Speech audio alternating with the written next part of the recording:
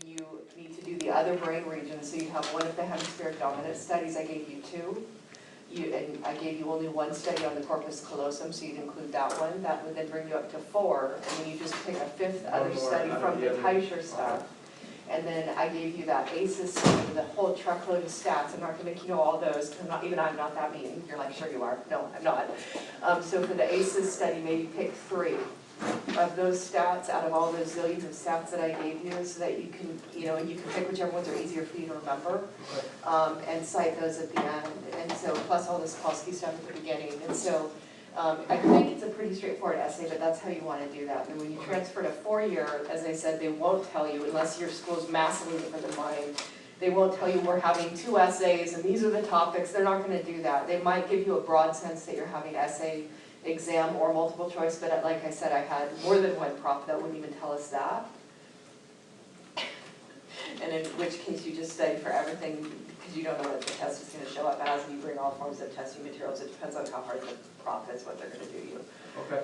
But your job is to second guess them. So 2 from each, and then 1 would be choose between. One of the amygdala or hippocampal studies. Yeah. Okay.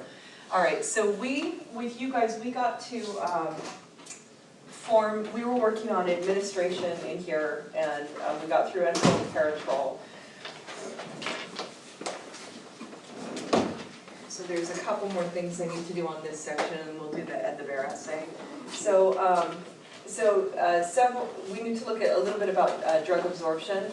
So you just want to skip a line after the last thing we left off was parenteral. So you want to skip a line. There are several factors that will influence drug's absorption rate. Okay, there are several factors that will influence the drug's absorption rate, but the primary issue or factor is going to relate to the drug's lipid solubility. So there are several factors that will influence the drug's absorption rate, but the primary factor or issue is going to be the drug's lipid solubility.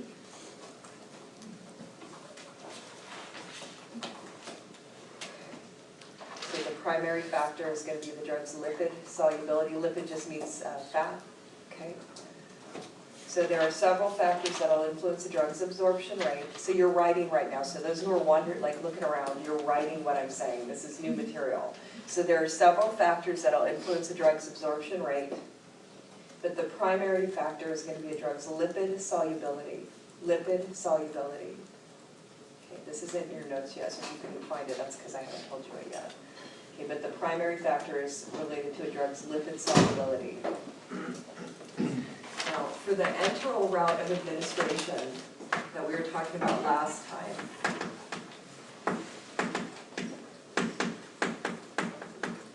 so for the enteral route of administration, and again, to make sure you can read my writing, is E-N, T as in Tom, E, R as in Ralph, A-L.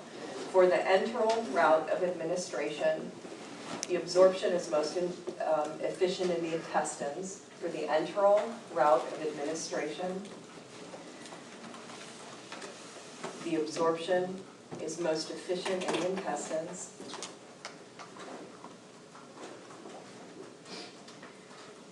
The walls of the intestines are lined with capillaries that will absorb nutrients from food as well as drug molecules. So the walls of the intestines are lined with capillaries that will absorb nutrients from foods as well as drug molecules.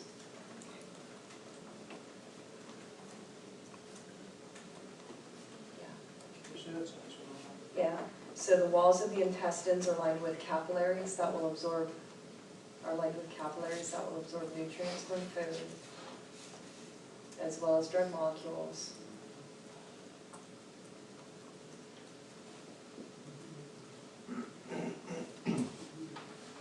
Absorb nutrients from foods as well as drug molecules. To get to the capillaries themselves,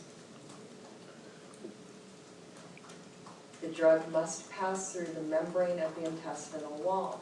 To get to the capillaries, the drug molecules must pass through the membrane of the intestinal wall. And that membrane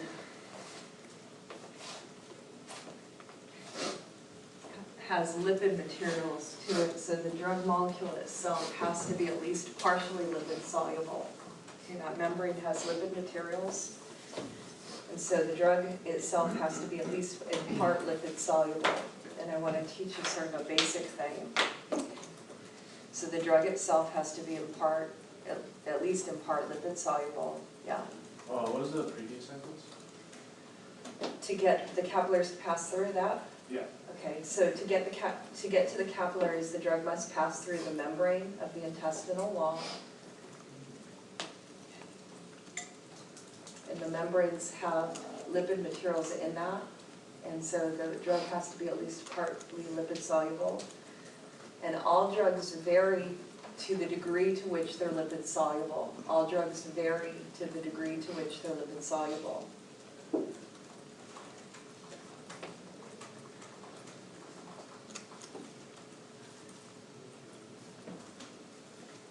probably going to try to go too fast, so just keep after me. So just like throw your shoes with me or something, because I'm trying to screen through so I can remember part of this film that I have, but that's not going to happen. I don't know what to do then. Okay, so here we go. If a drug carries an electrical charge, do you remember what the word is if it has an electrical charge? Electrochemical? Ion. I was looking for the broader, not the application. Yeah, so okay. you're remembering the application to neurons, so it's called an ion. So when a drug carries an electrical charge, and then put in parentheses ion, the lipid solubility is significantly reduced. When a drug carries an electrical charge, and put in parentheses, it's an ion, the lipid solubility is significantly reduced.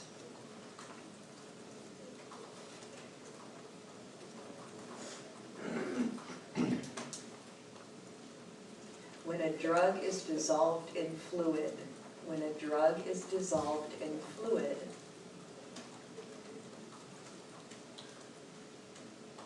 some or most of its molecules become ionized. So if you think of like little kids, when you give them like, I don't know, the liquid medicine I always got when I was a little kid from my mom when I was sick was like Triaminic, that orange disgusting sugar sweet. Does that still exist? I assume it still exists. Did you guys get that when you were little? It's like an orange syrup if you have a stuffy nose or a runny nose or something like that. It's meaning that if you think about it from a drug standpoint, it's a very weak delivery system. You've got most of the drug then is not going to be absorbed through the system because it's a per os route of administration. Then on top of that, it's dissolved in a liquid, and so most of the molecules are ionized. Does that make sense? So it's like there's not much there in terms of the drug. Okay, so the percentage of ionized molecules, in a solution, the percentage of ionized molecules in a solution will determine, so the percentage, I structured that poorly, the percentage of ionized molecules in a solution is determined by whether a drug is a weak acid or a weak base. So the percentage of ionized molecules in a solution will determine or is determined by whether the drug is a weak acid or a weak base. And this relates to the drug, the pKa of a drug. And it's written like this. So the pKa, it's lowercase p, capital K, and a lowercase a. The pKa of a drug is the pH at which, the pKa of a drug is the pH at which half its molecules are ionized. So the pKa of a drug is the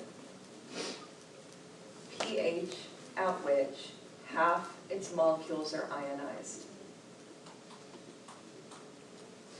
The pKa of a drug is the pH at which half its molecules are ionized. The percentage of non-ionized molecules, the percentage of non-ionized, so put a little underline under non, the percentage of non-ionized molecules will determine the number of molecules available for absorption at any given time. the percentage of non-ionized molecules will determine the percentage or the number, let me not use percent because that's going to be confusing with pKa. So the percentage of non-ionized molecules will determine the number of molecules available for absorption at any given time.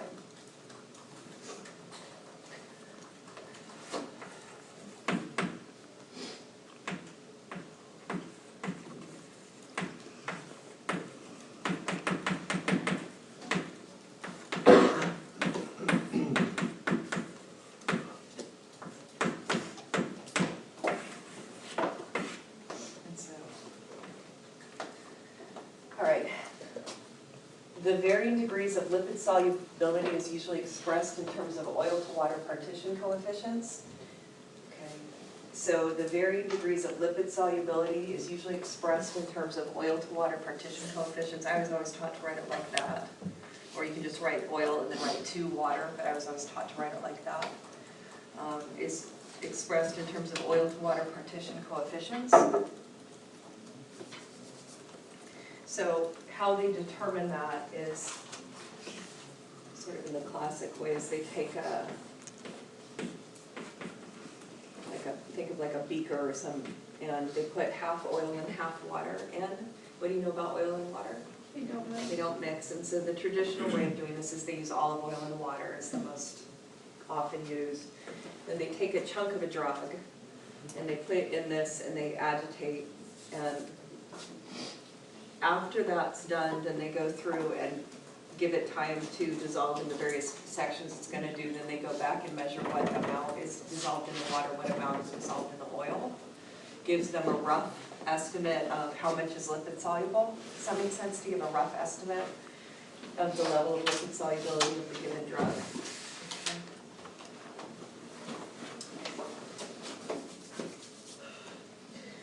Drugs that have a higher amount dissolved in the oil portion have a higher rate of lipid solubility. Drugs that have a higher amount dissolved in the oil portion have a higher rate of lipid solubility.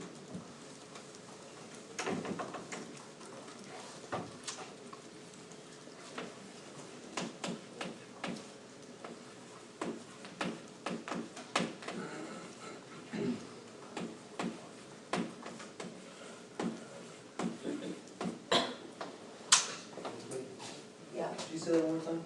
So drugs that have, so after they do the oil to water partition coefficients, the drugs that have more of the drug dissolved in the oil part, drugs that have more of the drug dissolved in the oil portion have a higher rate of lipid solubility. Okay. So drugs that have more or a greater amount that are dissolved in the oil portion have a higher rate of lipid solubility.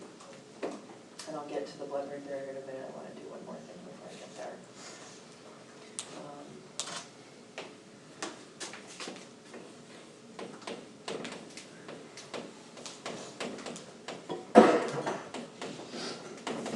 So skip a line. Okay.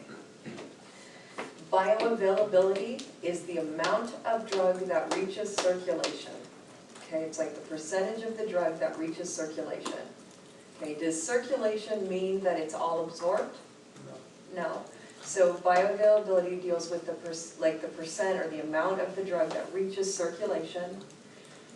So if somebody uses, so if you think back when we were doing the various forms of enteral versus parenteral and all the subcategories, an IV drug user, that route of administration has 100% of bioavailability. It doesn't mean all of it gets absorbed, but it's in the system 100% versus like an enteral route of administration that's dissolving through the intestinal tract. So bioavailability, okay, bioavailability is defined as the percentage of the drug that reaches circulation. It's the percentage of the drug that reaches circulation. So IV drugs, that route of administration has 100% bioavailability. Okay, does that make sense? Okay, because 100% goes into circulation. Now it doesn't mean 100% is going to get to its site of action and all that other stuff we're talking about, because that's going to just depend on what we're going to talk about now. So here we go. Distribution. Okay, so skip a line. Distribution. Distribution refers to the circulation of a drug to its site of action. Distribution refers to the circulation of a drug to its site of action. And again, site of action is S-I-T-E, not like vision. Okay, site of action, because again, oftentimes great against vision. Okay, to its site of action. So distribution refers to the circulation of a drug to its site of action, where you're trying to have the effect of that given drug. Distribution is influenced by blood flow.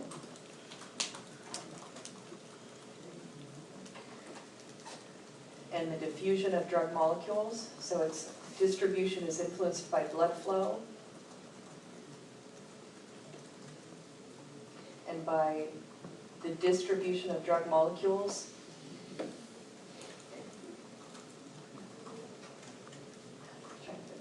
Distribution is influenced by blood flow and by the diffusion of the drug molecules out of the bloodstream and eventually to its site of action.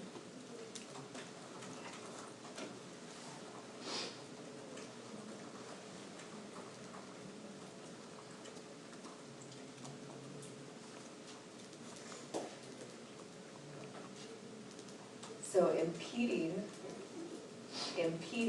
the distribution of some molecules is the blood-brain barrier. Okay, impeding the distribution of some molecules is the blood-brain barrier, or BBB. Okay. Yeah, I can't hear you. Can you repeat the sentence? This one? Yeah, so impeding the distribution of some of the drug molecules. Impeding the distribution of some of the drug molecules is the blood-brain barrier, or BBB.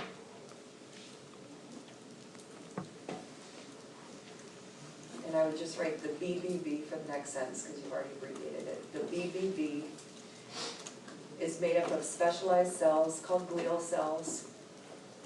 Specialized cells called glial cells and also astrocytes.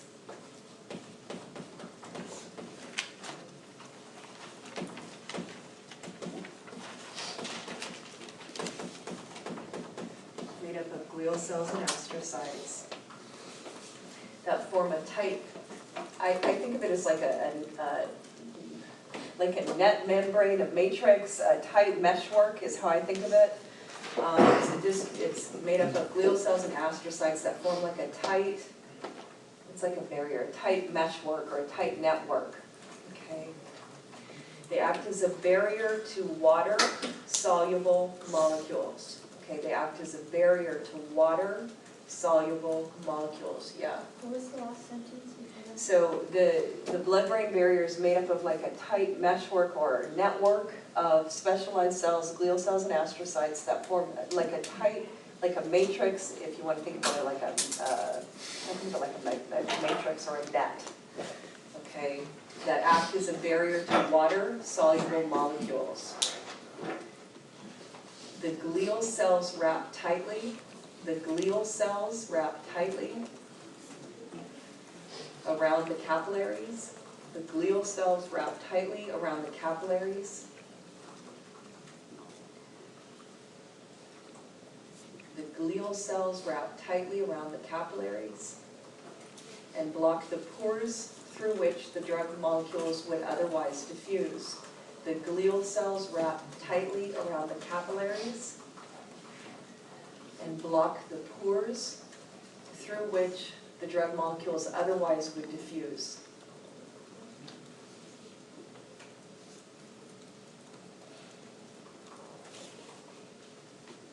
So because of the blood-brain barrier, or I just write because of the BBB, because of the BBB, the diffusion of a drug into the brain, so because of the BBB,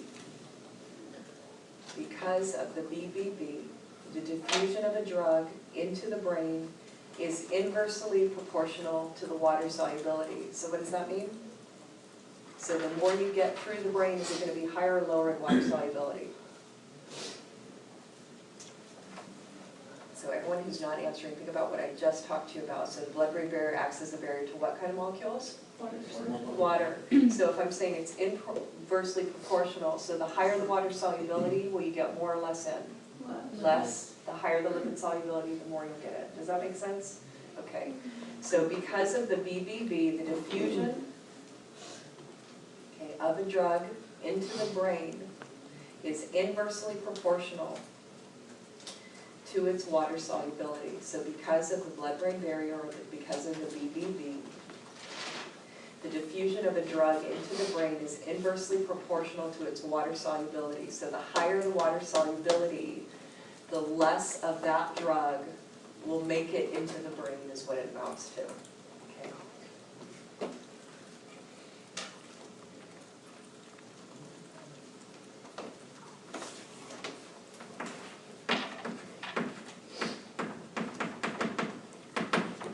Now, if you remember back when I was talking to you guys about like the nucleus accumbens and all that stuff, and we were talking about basic biological drives and blah, blah, blah.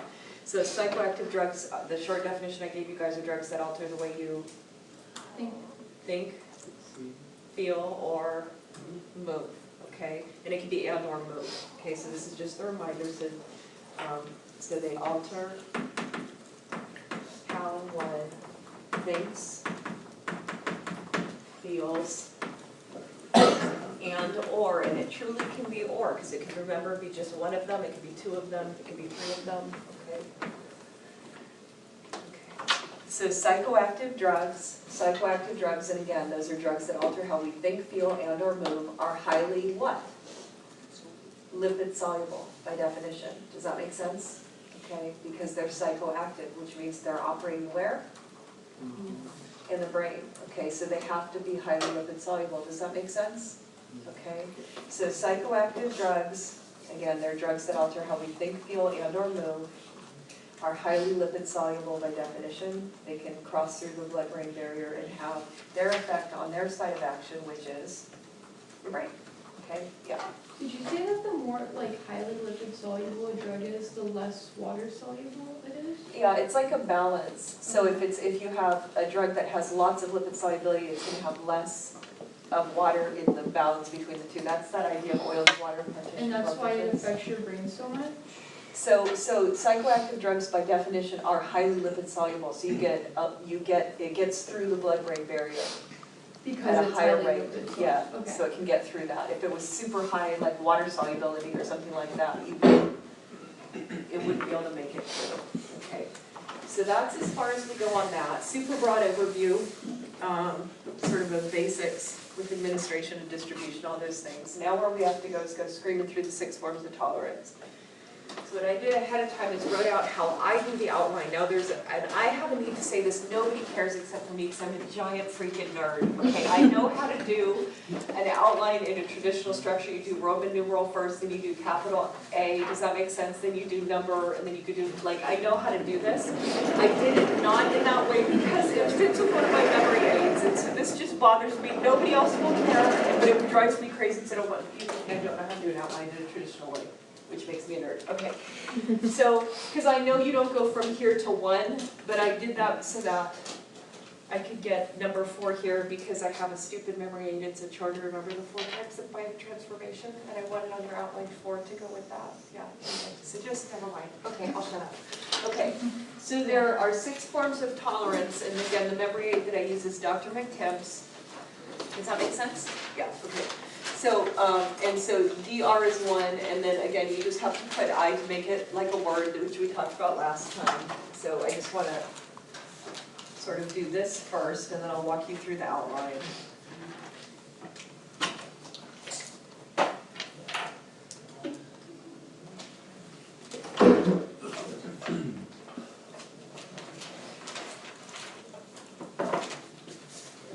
You just have to imagine that there's an I between here and here, an imaginary one to make it so it's a word.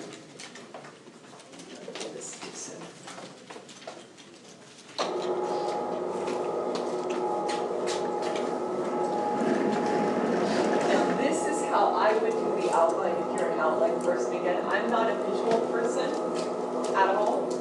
And so for me, I just learned stuff like a story works better for me. Most people are better visually than I am, and so if outlines help you, and I think it's useful to write it out, this is how I would draw it. And so again, the orange part that I'm doing relates to this, my main acronym, and then so what I would do first is just write out the outline. I'm going to walk you through it to make sure you can read my chicken scratch. So Roman numeral 1, and then we'll just write down regulation. And then I would do a box or a different color for the D and the R, because that's going to go back to the Dr. McTibbs as you're studying to remind you. And I would just write a 1 and a 2 and write definition and then the 2 example. Because to me that's enough, that paragraph is so short, I think that's enough to just trigger. I have to do the definition and then the example. Or if you think you'll remember that on your own, maybe just leave that out. But, okay, these other ones, some of the other ones have more detail. Number 2, write metabolism first and then do a box around that because that's going to relate to the M. And again, we're going to walk through the essay after this, but I want to get the outline. And then I would write an ampersand and do metabolic tolerance here because that's going to remind you, first we're going to cover basic metabolism, and then in this item number 2, remember number 2 is over half the essay, then it goes into metabolic tolerance, so it reminds your memory the order it's going to show up for item 2. And again, this part here, number 2, is half of the whole essay. There's 6 subparts to it. Once you get number 2 done, so the M of McTibbs, once you learn all of this, you have well over half your essay learned, okay? So what this says is metabolism, and then my version of an ampersand, and then you do metabolic tolerance. And then again, I'm doing the outline this way to come out right with my memory aid here. Then you do number 1 and write liver. And then I would write an A and a B below that. The A next to that, I'd write detoxification. And you'll see when we go through the essay why I'm doing that. And then B, I'd write drug fate. So A, detoxification. And then B, I'd write drug fate. Okay, and you'll see as we walk through the essay why I'm doing the outline like this. And I think it's the easiest way to learn this. Then to me, now before you write this one, this is going to be dealing with the mixed function enzymatic oxidizing system, is the MEOS. To me, writing MEOS and cytochrome P450 is enough to trigger my memory. If you're afraid that you're not going to remember what in God's name MEOS means, then I would write out mixed function enzymatic oxidizing system and then write MEOS in parentheses, and then I would do the ampersand cytochrome P450. But I suspect when we go through this, this will be easy to remember, and we'll talk about that. Okay. Then number 3, I would write metabolism, and then I'd do an ampersand, and I'd write metabolites. And then if you notice, I did something visually weird. I wrote a subcategory over here, and normally you'd write it over here. And I did this on purpose because these subcategories relate specifically to metabolites, so it visually reminds you this goes after the metabolite part, okay? So you write metabolites, and then below metabolites write an A, and then write inactive, and then a B and write active, and then below active, you want to indent, and you write a number 1 and write THC, and a number 2 and write psilocybin. Psilocybin is the active ingredient for shrooms. So if you've never used shrooms or you know anyone who has, that's psilocybin that's having that effect. How do you spell that? Psilocybin is like, is that easier? Yeah. Okay. So it's THC, obviously active ingredient for pot, and then psilocybin, which is the active ingredient for shrooms.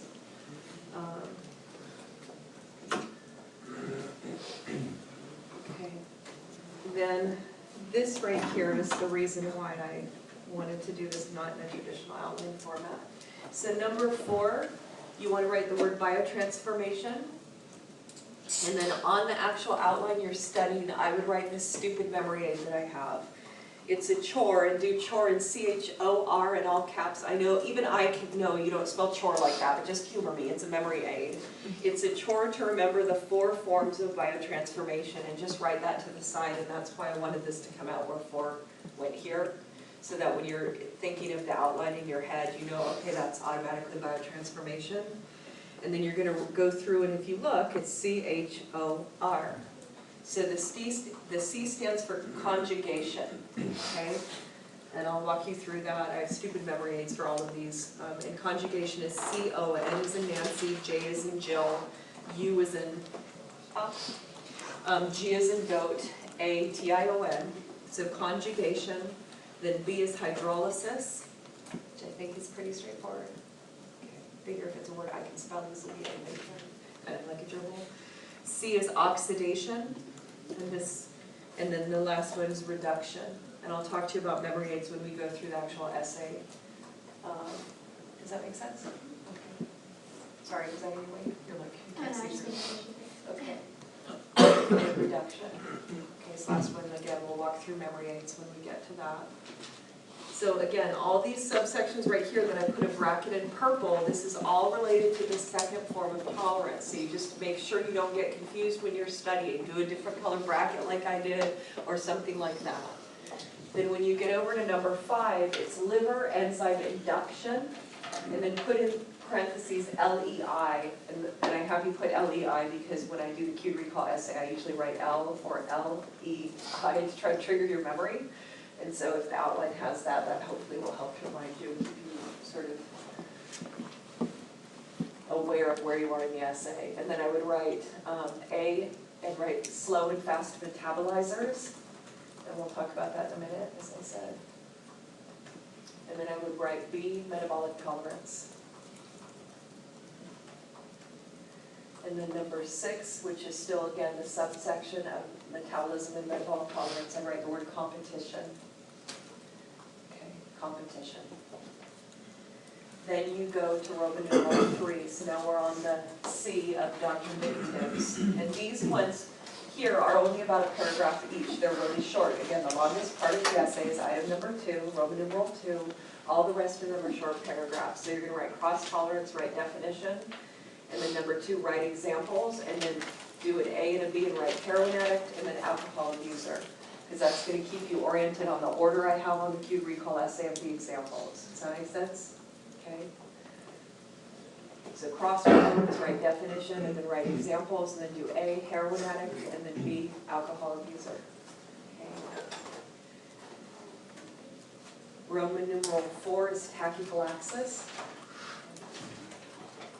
And then you're going to write, and this one I did the outline a little bit weird on purpose, you're going to write number 1 and write definition. Write number 2 and do examples, and then what I want you to do is do A and write LSD. Do B, right, okay, now I'm old, so I use the old term, I have to pause right here. So my clients always call this ice. You guys probably call this like crystal.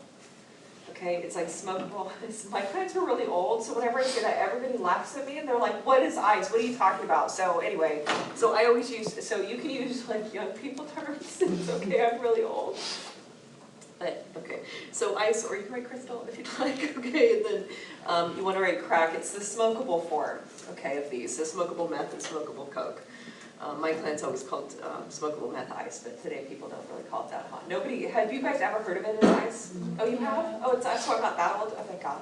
Okay, sorry, because the older I get, the more, terms change and everybody's like, you're an idiot. Okay, yeah. One of the abbreviations you used was NTX. What does that stand for? Is NT. Oh, on the thing, that's... Yeah, NTX. Okay, let me explain. So, I'm really old, okay, so when I was in school, plural of neurotransmitter was abbreviated NTX, and so if Okay. I'm tired, I go on autopilot. I thought it was, okay. Yeah, and so it's just NTs, and I thought I had changed all of them, so I'll have to go through and remove the other ones. Yeah, and it never made sense to me why it was an X. I used to argue with my teachers. They're like, that's how it is, and so I had to learn it, and then they finally changed it. Anyway, not that I'm bitter and angry, but I'm kind of bitter So and it's a angry. depletion of dopamine, norepinephrine, and what's the last And one? epinephrine. And so then do a box around just ice and crack, because what I'm trying to say is like, these are 3 examples of tachyphylactic drugs. Okay, but LSD doesn't have a high addiction potential. Okay, so I'm leaving that outside the box. This one operates primarily on a serotonergic circuit. These 2 bottom ones though, yes, they're tachyphylactic just like LSD is, and they're super highly addictive, and so you want to put a box around them and put a bracket over here and say NT depletion of DA, so dopamine, NE norepinephrine, and E for epinephrine. And that, I'm trying to do that box to make it so you visually remember that these 2 are highly addictive, this one's not, but they're all tachyphylactic. Then do an imaginary eye just to make it so it says Dr. McTibbs, and then Roman numeral 5 is behavioral tolerance. Can we move the desk a little bit to the right? Yeah.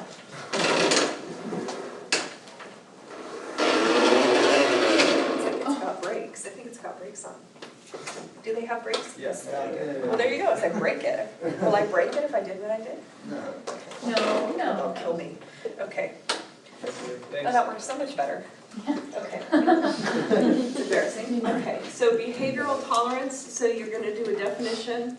And then this one has a little bit more detail than some of the other ones. So you're gonna put in number 2, write personal and interpersonal motivations, because there's a little additional blurb on that. And then write examples. And then again, the only reason you're writing out these examples is because I have you do 3 and this is the order, and it's to remind you this is the order. So you're gonna write alcoholic, marijuana, and then heroin, okay?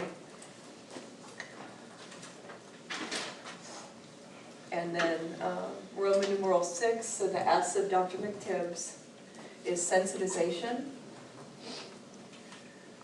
And again, I've got the orange box because that relates to the DOPI acronym. And you're gonna write definition. And then this one, there's an additional example. Cocaine's a little bit weird because it has, yes, traditional tolerance, like where you need more of the drug to get the same high, like you learned in the Bear essay, but it also has sensitization to its motoric effects. And so I'm gonna have you talk about that. So that's why Roman numeral 2 says cocaine and motoric effects, motor effects. And then, but for most folks, when you talk about sensitization, they're going to be talking about pathology in the liver, like cirrhosis of the liver. And so if you just write number 3 and then write pathology of the liver, then that'll remind you of that. And we're going to go screaming through this. See how far I can get today. Yeah. Can everyone read the outline? We're okay?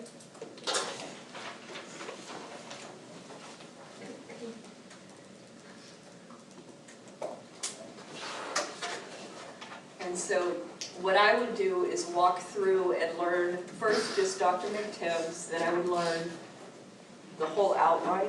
I think it's probably the easiest thing to do. And again, you've had this now for 2 weekends and stuff, so you probably already started studying it, but I think the outline can help to trigger your memory. If you're visual, if you're like me, this won't help me much at all. It's easier for me to just learn it like a story. But if you're somebody that's even remotely visual, sometimes the outline can be helpful. Can I put the screen down? Is everybody, we're good? All right, so let's just go screaming through this. All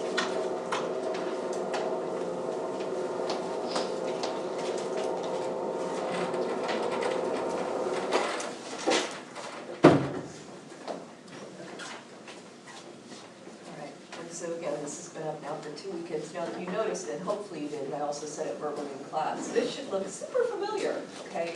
And I did this on purpose because they did this, I mean, all I did was add 1 neurotransmitter in there, that it's basically part of your Bear essay. So the first form of tolerance, now if you notice, all of these are gonna have a definition that, ew, how sad.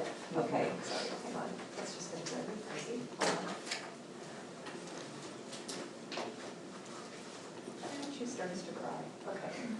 Okay. Even I can spell that word, okay. All right, so the first form of tolerance, and the only reason I give you this part is because depending on the age of your prof and whatnot, they'll describe it different. So like much older profs, I used to have profs that would talk about tissue accommodation, and they were talking about this phenomenon, and cellular tolerance is going to relate to this as well. So downregulation, so all of these except the very last one, sensitization, are going to start out with it's a decrease in the potency of a drug due to, does that make sense? Every single one's going to have a definition that's going to start out, it's a decrease in the potency of a drug due to, and then you're going to go through and finish the definition. Sensitization will do an increase in the potency of a drug, because that's reverse tolerance. Okay, due to, in this case, it's a reduction in its mechanism of action. Okay, and you want to define it that way. You do not want to talk about specifically receptor sites, because different drugs have different mechanisms of action. So the proper way to define it would be downregulation is a decrease in the potency of a drug due to a reduction in its mechanism of action. Okay, so that's the definition. And then I just gave you cocaine as the example to make it easier for you. So for example, when a person takes cocaine, it blocks the reuptake pump of, and I added I had dopamine you already had, and also serotonin does more than just that, but I added just 1 neurotransmitter. On dopamine and serotonin releasing neurons, the result is more neurotransmitters in the synaptic gap, which causes excess binding, This leads to increased neuronal firing and overstimulation of the receiving cell that can potentially burn out the neuron. And you guys know all this, so I'm screaming through fast. The receiving neuron will then degrade some of its receptor sites on the postsynaptic membrane to prevent overstimulation. This will require the person to use more of the drug to get the same high. Okay, that's cellular tolerance. Okay, downregulation in this example is the removal of receptor sites. The cell is downregulated to try to prevent overstimulation. Okay, so that's this one, and you guys already know that. Barbara's adding that one.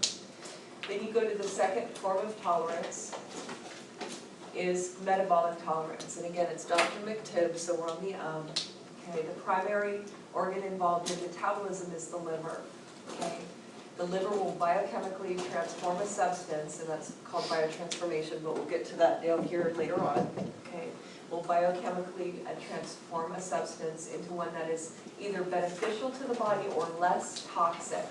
If they transform it into a form that's less toxic, it's called detoxification. Okay, so if it transforms into a form that's less toxic to the body, it's called detoxification. That's why I put this up here to try to draw your attention to that. Okay.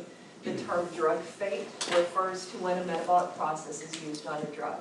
Okay, and that's why this right here has drug fate. Okay, yeah. Would there ever be a time when it would create something more toxic? We're going to get there, yeah. And so there are times, and so you can have, and that's going to be when we're down here when we talk about metabolites. You can have metabolites that are what's called active, and they can have it like a secondary toxicity. And so just hold that thought. We are headed there, okay? So the enzyme system that breaks down drugs or toxins in the body is called a mixed function enzymatic oxidizing system. Now, this isn't hard. I get anxiety over stupid things, so it's kind of probably, hopefully, a good thing to have a neurotic teacher, because I was freaked out that I was going to get the order of the words wrong. For whatever reason, that gave me anxiety that I was going to miss test questions. So it's a MEOS is the acronym for it. So mixed function isn't hard. The M comes from that. It's a hyphenated word. And then enzymatic oxidizing. But for whatever reason, I was afraid I was going to start flipping words because of my processing disability. So I thought of the word MEOS reminds me of the word meows like a cat. And so if you think of meows, I know I'll never forget how to spell meows, and then you just get rid of the W, and then I knew I was going to get the word order right. So if that helps you, okay. Welcome to my world. Anyway, so the primary enzyme, like the workhorse enzyme is the way you want to think about this in the liver, is called cytochrome P450. That's like your workhorse kind of enzyme. There's other ones, but this guy's like the heavy-duty guy. The main way that cytochrome P450 will operate is to biochemically transform substances by, again, reducing the lipid solubility. Okay, that relates to the stuff we were talking about before, of the substance so that it cannot be absorbed well. Okay. The process of changing a drug's solubility is called metabolism. Okay. And the byproduct of metabolism are called metabolites. Okay. So the process of changing a drug's solubility is called metabolism, and the byproducts of metabolism are called metabolites. And you can either have inactive or active metabolites, okay? So inactive ones just means that basically that the metabolite is going to be water soluble, it's going to get ionized again, which means it has an electrical charge, so it can't be absorbed well, and then it just gets sent to the kidneys for excretion, okay? These guys, the inactive ones, pose no added stress, no added problems or risk to the person's body. Some drug metabolites, though, are active, and so the examples I use are THC and psilocybin. So again, THC, active ingredient for pot, psilocybin for shrooms.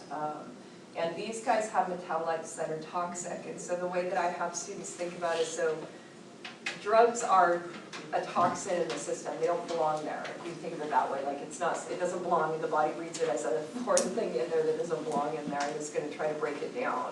Some drugs, when it's being broken down, the metabolites themselves are like a secondary toxin. And so it's like getting hit with two sets of things, the initial drug, and then for those that have an active metabolite, it's like a secondary toxin. It's like a double whammy hitting the system. Then we're to number 4, and this is my stupid memory aid. Number 4 deals with biotransformation, and so my memory aid, it's a chore to remember the 4 types of biotransformation, and that's why I wanted to outline for this to be on 4. And so the first one is called conjugation. And this is when the liver adds a molecule to the chemical being metabolized so that the result is it will either be deactivated or more commonly it's made too large to be absorbed. So for me, and again, have a processing disability, that's a weird word to me. I was worried, am I going to learn the word right? It just is a weird word. So this may not help you at all, but here we go. So for me, the word conjugation reminded me of the word conjunction. If you think of like conjunction, junction, what's your function? What are conjunctions? Have you guys seen that stupid show? Okay, so conjunction is like words like what? Oh, like and. And, but, and so you have a sentence, you put and then you tack on another sentence and it makes what? A giant sentence. So conjugation, okay, liver adds a molecule to the chemical being metabolized, so it's either deactivated or more commonly, it makes it too large to be absorbed. And so to me, when I see conjugation, I think of that stupid Schoolhouse Rock thing, and it makes it easier for me to learn. So if that helps you, great. If it does not, don't worry about it. Again, you just have to remember it's spelled conjugation, it's not conjunction, because that's totally not this. So you just have to, yeah, okay. Hydrolysis, okay, this is when the liver modifies a molecule being metabolized by tacking out a water molecule that makes it, by definition, water soluble and gets sent to the kidneys for excretion. This one usually students don't have trouble with, but hydrolysis, for me, I thought of hydroplaning. When you're in your car and you hydroplane, skidding across on water, and then that will do the memory for that. What I would do on number 3, where you've got oxidation on your outline, just do a little star next to that. That's the reminder that oxidation is the most common form of biotransformation. I just do a little star, because that'll remind you of that. This is where liver enzymes include oxygen in the metabolic process. A metabolite of oxidation becomes ionized, so it can't be absorbed well. The 4th one's reduction, and this one, for me, I have students think of it similar as like enzymatic degradation, but it's got a different name in the liver. If you think of it like that, you already have a sense of sort of what enzymatic degradation does. So this is where reduction occurs when the liver enzymes will cut the molecular structure, okay, of a chemical being metabolized into smaller parts. And so if you think of that enzymatic degradation, you know the little piranha that Dr. Stanford used to talk about, but just in the liver it's called something different. It should help to trigger your memory. Number 5, again, under the M part, metabolism and metabolic tolerance, deals with liver enzyme induction. And so for liver enzyme induction occurs when the liver increases enzyme production due to previous exposure of a drug that uses the same enzyme for deactivation. Okay, so liver enzyme induction is when the liver increases enzyme production due to previous exposure of a drug that uses the same liver enzymes for deactivation. So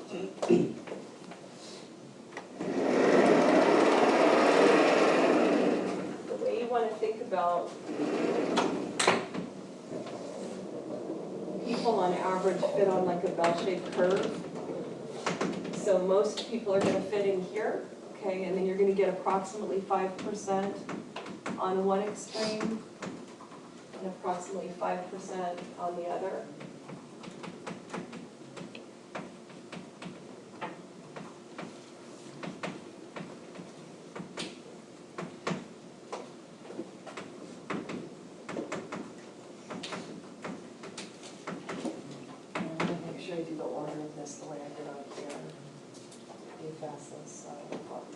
So I start really fast.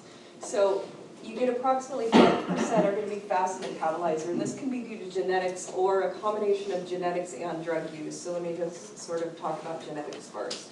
Just by dumb luck or chance, you have some people that on average have more liver enzyme than your average person. And so when they get a drug, their system breaks it down faster than somebody, say, over here, okay? But what if genetically you had somebody where their liver enzymes are higher than like your, dead center of the bell-shaped curve?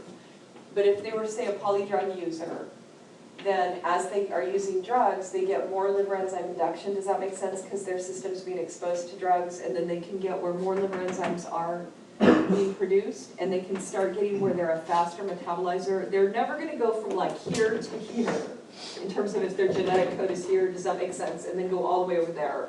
But you can have somebody who's sort of close to this edge, and then as they have increased exposure to drugs, then they can start becoming a little bit of a faster metabolizer, and that can actually create problems for them, because you can have where they're given, if you think about doctors or dentists or people who are using medication, there's an estimate based on the person's body and norms of how much the drug is needed for that particular person, on their weight, their gender, that stuff.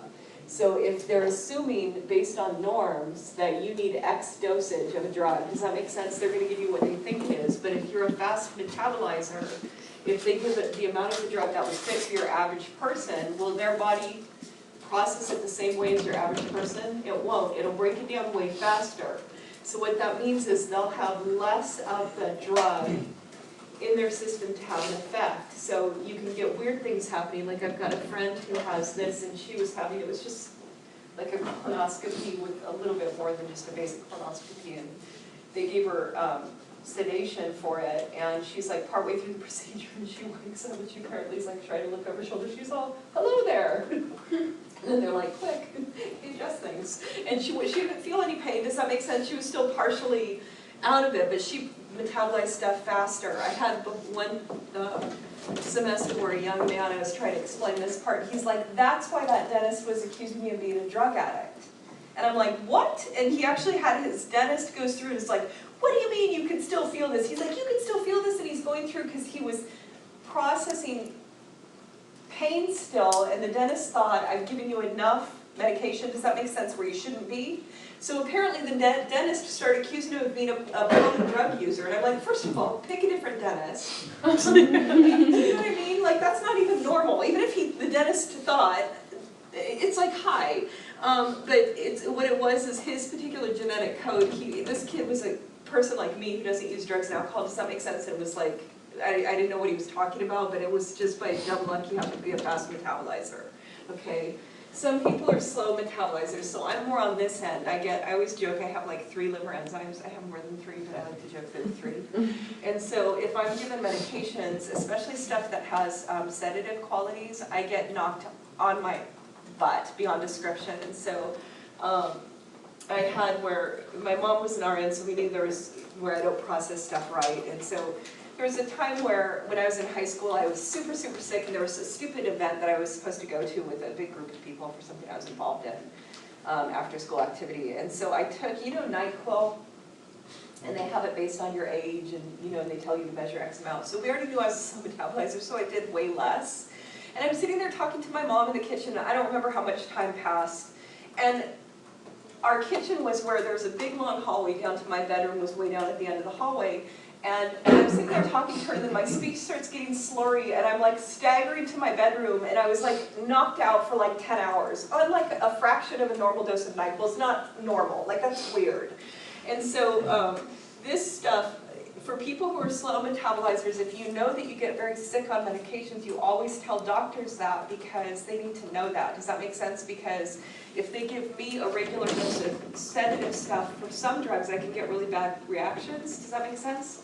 So they need to adjust that. I had years and years ago where I had a surgery, and I told the anesthesiologist that, and he looked at me, and he nodded, and he kept talking. I'm like, and there was that quality where they're not listening to anything you say, because it's like, I was like in my 20s, and it's like, silly girl. Does that make sense? Like, you don't know anything. So I repeated it, and I'm like, you don't understand. And I went through and I was trying to explain. He's like, and then he gave me the exact same dose he would give anyone else, and it shut down multiple systems. I had to be catheterized, recatheterized, brought back to the hospital multiple times. It created all kinds of problems.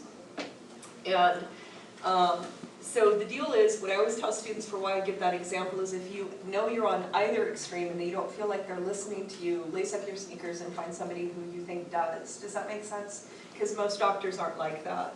But if you get the impression, I knew that guy wasn't listening to me, like I knew it, but I was like really young, I was in my 20s, and I figured if I restated it, it would be good enough. Today I would have been like, The good advantage of getting older is it's like mother of God. I would have just been like, stop, I don't get the impression you're listening to me, and then I'd restate it, and then if he was talking the same way, I'd just say, I'm not gonna work with you.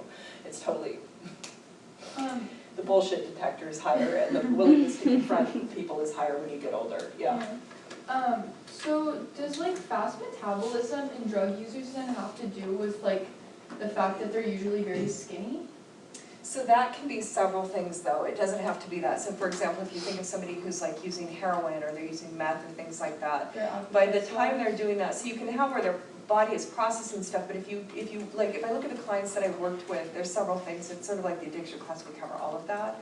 But one of the things that starts happening, especially when they're toward the end of addiction, they're sort of, these are the clients I worked with, and I didn't have that many that were on those.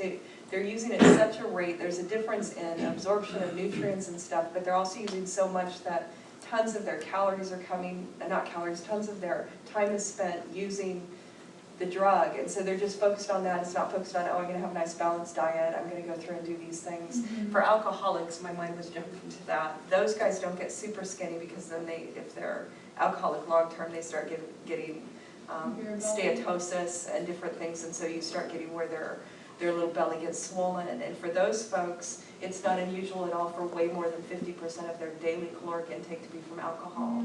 And then they start getting, again, steatosis is like a fatty liver.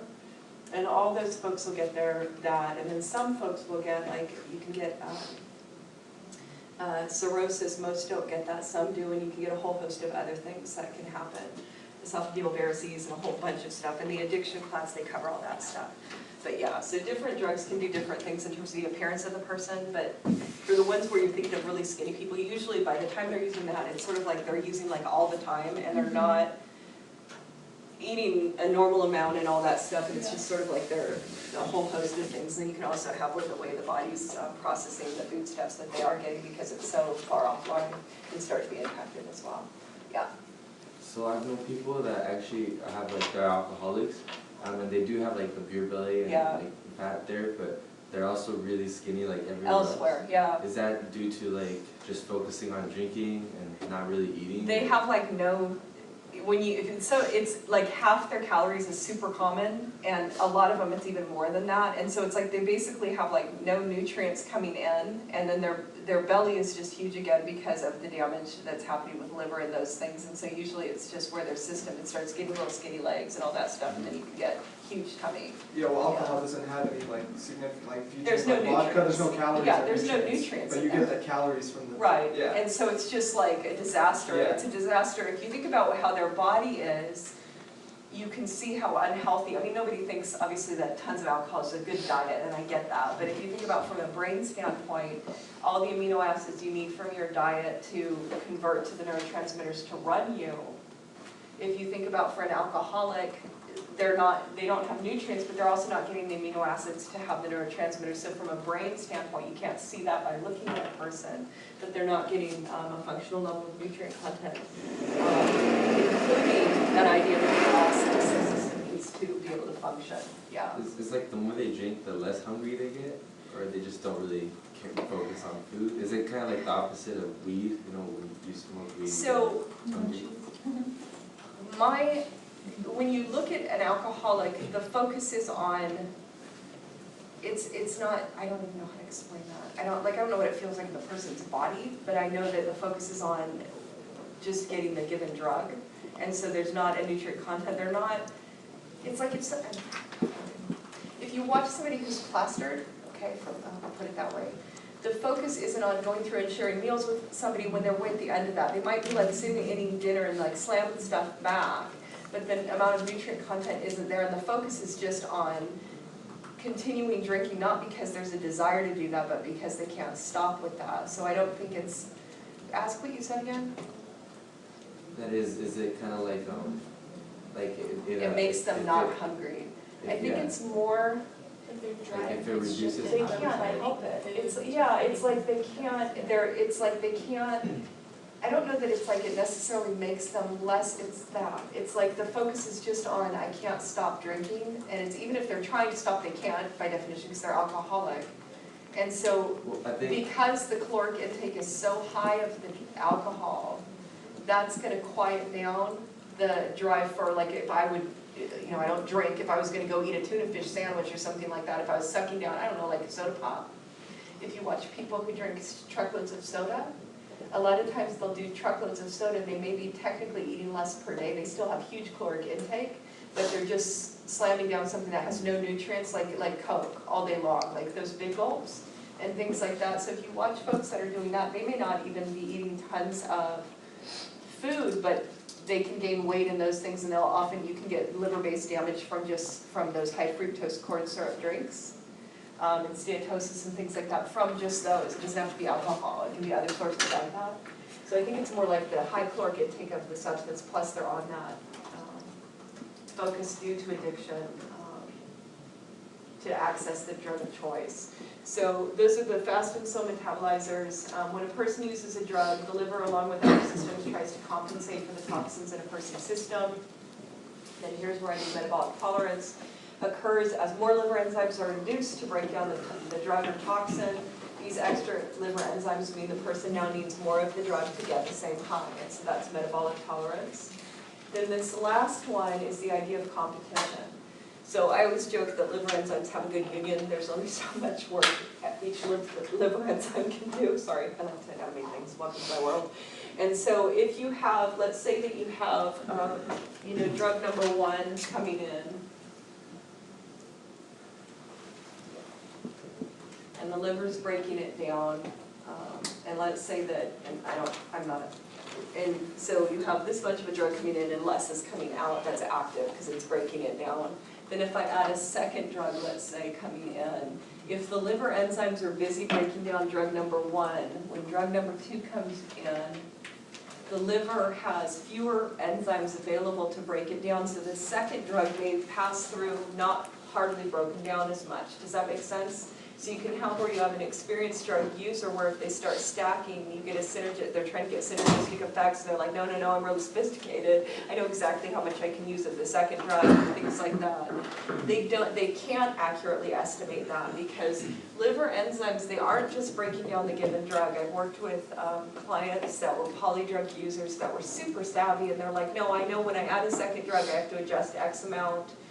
But you can have the liver enzymes can be busy breaking down toxins that came from foodstuffs or other sources. Does that make sense? So even if they have a sense I adjust it by X amount, they can't control for all the toxins the liver enzymes are breaking down. They just know drug 1 I've put in, this is drug 2 that I've put in, and it's like a gamble with that. They may be pretty accurate with it, but it doesn't mean that they're going to be able to guess truly accurately, and so that second drug that comes through, they can actually have where this can be one of the ways that they OD because they don't control for that idea of competition accurately. So that's what happens with like heroin, right? So if they're just using heroin, or they're doing It's like it. they're taking the same amount, but then based on other circumstances, that amount causes them to OD, or is that a different That would be, it's more like, this example would be more like they're taking a second drug in the system. You can also have where somebody can be using a certain amount and then other stuff can happen, it depends is the answer for that. Okay. So you can have where somebody's using a drug that they always use it a straight amount, and then suddenly that amount is toxic because of, for example, pathology to the liver that we'll get to through sensitization. It can be through a whole host of reasons. So it depends. This specific example is if they're doing a second drug that operates on the same enzyme. But yeah, so it depends. So it could be, but it doesn't have to be, because it could also be pathology to the liver itself.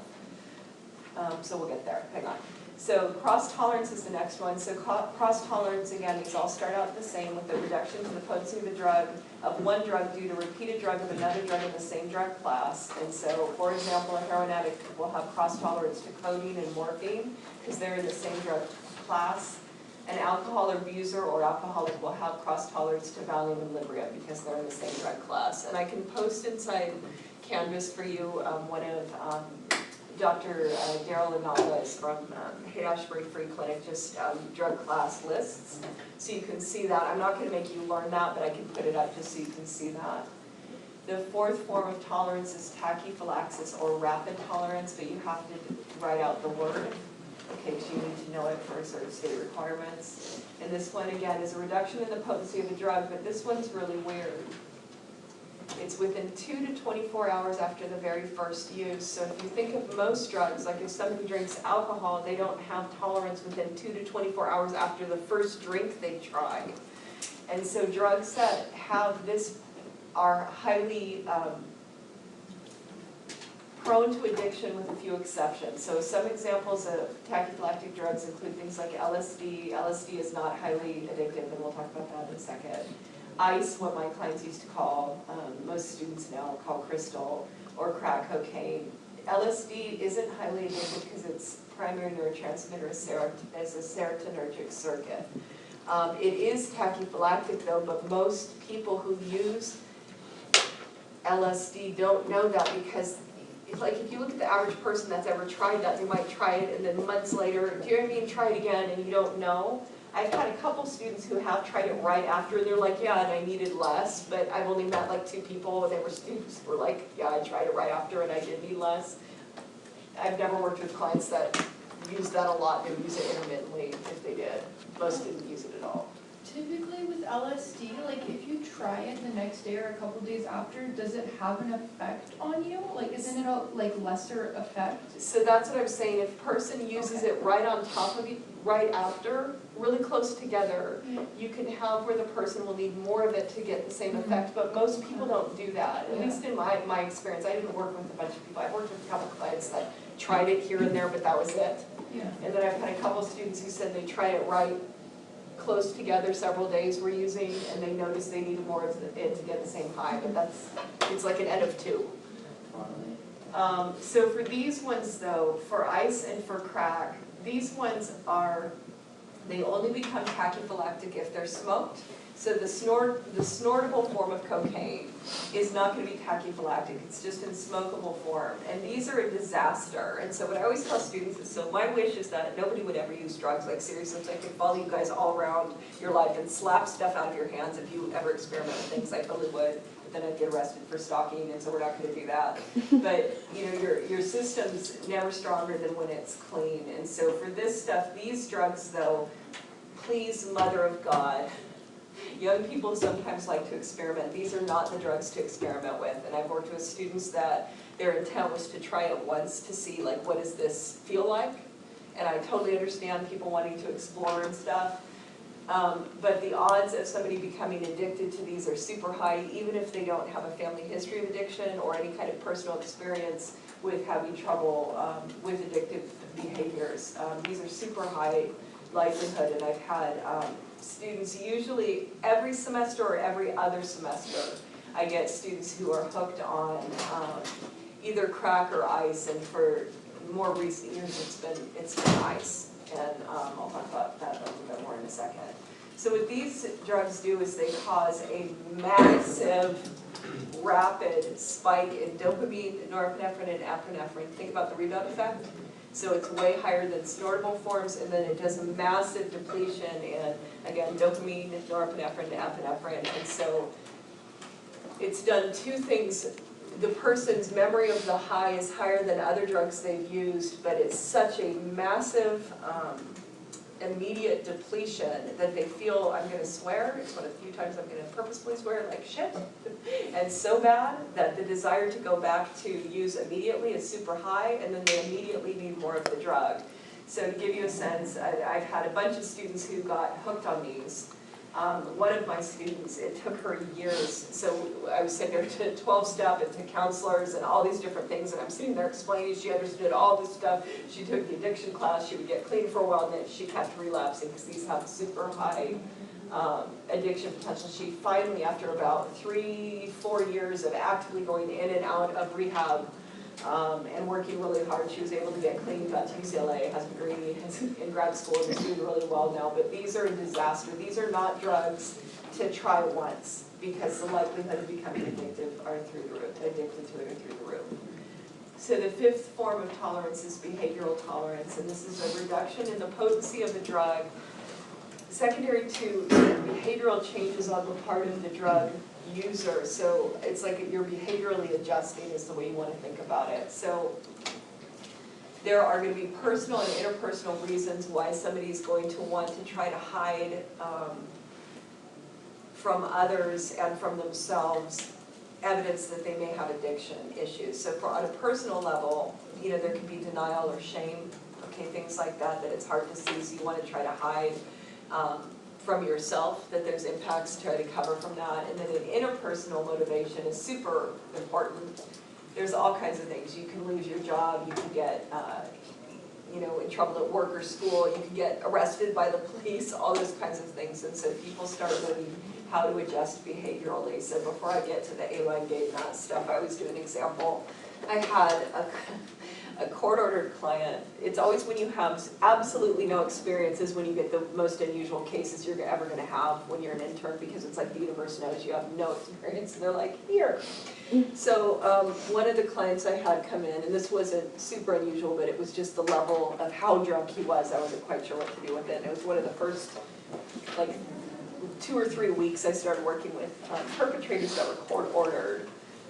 And I go to the group room to pick him up. He had filled out his part of the paperwork, and I was going to go get him and bring him to my office. And I walked into the room, he was the only person in there, and he was sitting on the far end, and it was as if you took alcohol and like sprayed it all over the walls. It was so strong that you couldn't miss it. It was like, you know, like showered in it. And so I'm like, okay. So he stands up, and he did not have behavioral tolerance. That's why I'm telling the story first. He was like beyond wobbly, like standing like this, and so I had a long hallway to my office, and on one row there were file cabinets, the other row there was the wall, and so I said, okay, my office is right down here, and I'm watching him because I'm trying to see like how drunk is he, and he literally was going, and then bam, bam, he ping-ponged all the way down the hallway, so it was like bam to the file cabinets, and you hear metal, and then it's bam against the wall, and it's like bing, bing, bing.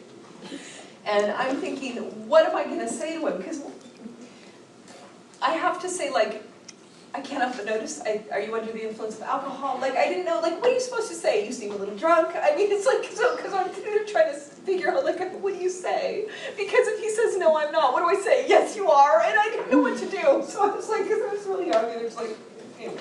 So I sat down and I said, by any chance, have you had any alcohol today? And he goes, oh yeah, I'm totally drunk. And I'm like, okay, so that was easy.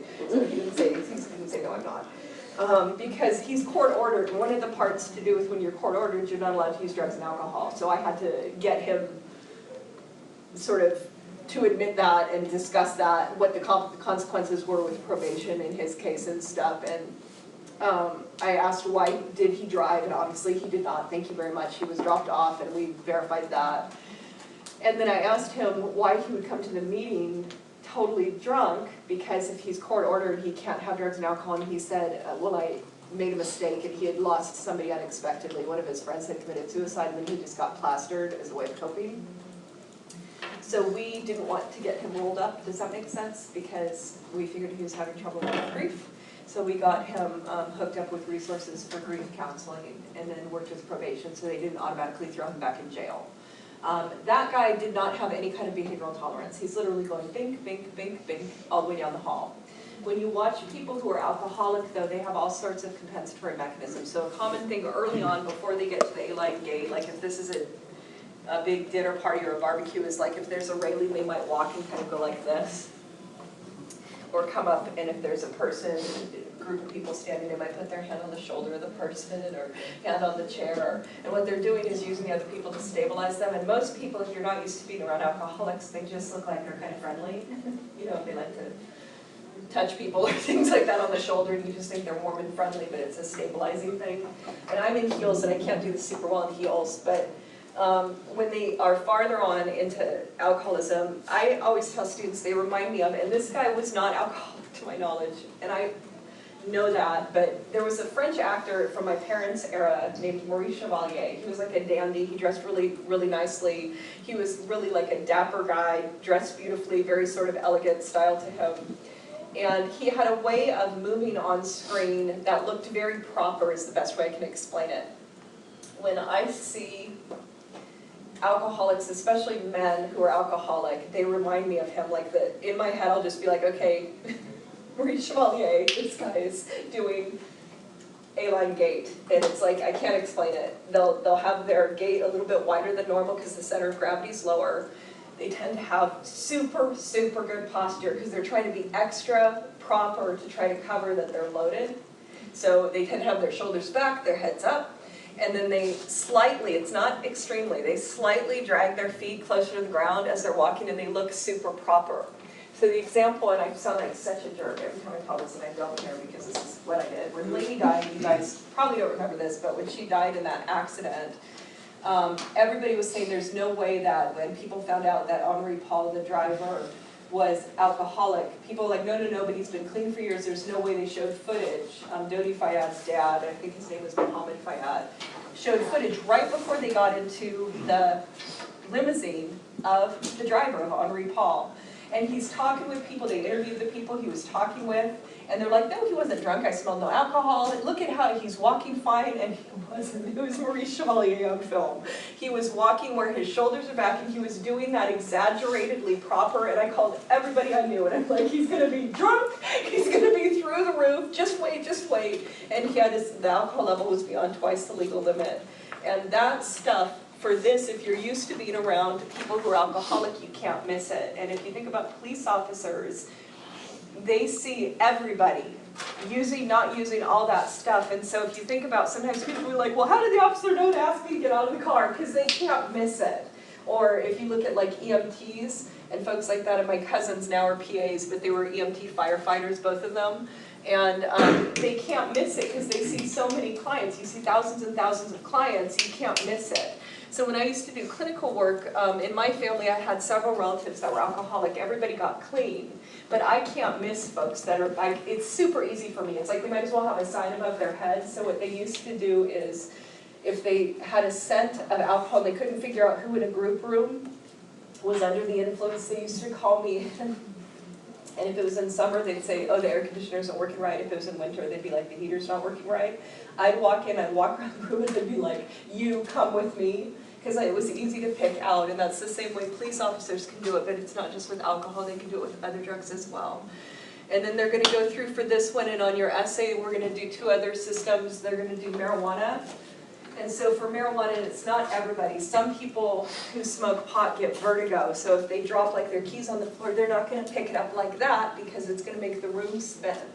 And so I had one young man in this class, when I taught that, he goes, yeah, if I'm high on pot, he smokes pot regularly, he's like, I get super bad vertigo, and he goes, I just leave whatever I dropped till the next day. We all started laughing because we assumed he was like just, you know where you like are just messing with people? He's all, no, seriously, if I don't need the item, I just leave it there till the next day because you're both busy. We're like, okay. So we thought he was joking anyway.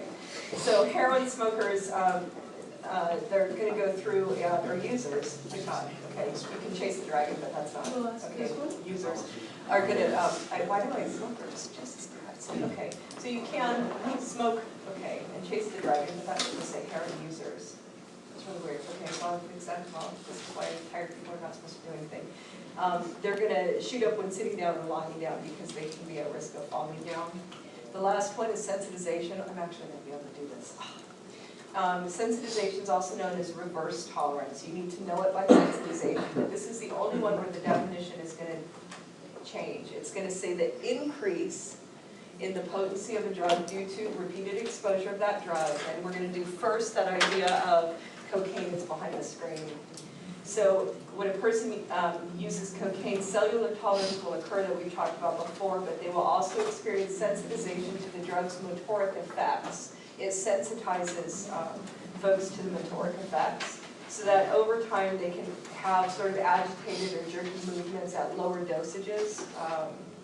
The most common form of sensitization, though, is going to be pathology to the target organ of the liver, and the easiest example of that is alcohol abuse, and where the alcoholic can have cirrhosis of the liver, which is where scar tissue builds up. Not all alcoholics get cirrhosis of the liver, but some do, and I had years ago, and this story I'll tell you next time, but we're almost done. And so for this stuff, basically they'll need markedly less alcohol to get the same effect. And that's an indication that there's some kind of a massive problem going on, usually with the liver. And they need to be seen by a doctor right away, and I'll tell you that story next time. But we got all the way through this. Next time we have a film, and that's the last